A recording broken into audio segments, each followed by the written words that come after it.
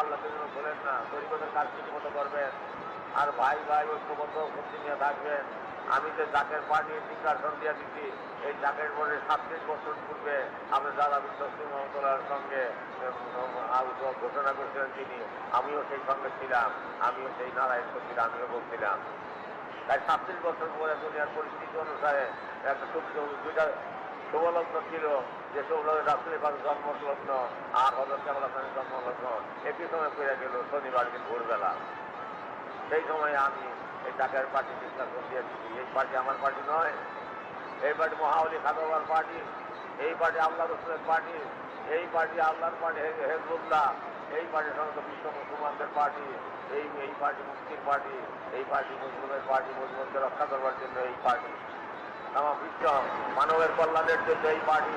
অথবা এই পার্টির রশি শক্ত করে ধরেন, এই পার্টির শক্ত করে ধরে থাকেন, তাহলে আর কোনো চিন্তার কোনো কারণ থাকবে না। একতার বলে সব হও বলিয়ান, গরিবে আকাশে কব বিজয় নিশান। তোমরা ঐক্যবদ্ধভাবে এই জাকের পার্টি ধরে থাকো, তাহলে আর কোনো চিন্তার কোনো কারণ থাকবে না। তোমরা যদি এই ঐক্য শক্তি রক্ষা করো, তো আরো শক্তিশালী করো। পৃথিবীতে এমন কোনো লোক নাই যে তোমাদের গায়ে কোনো টোকা দেয়, যত বড় শক্তিশালী হোক না কেন।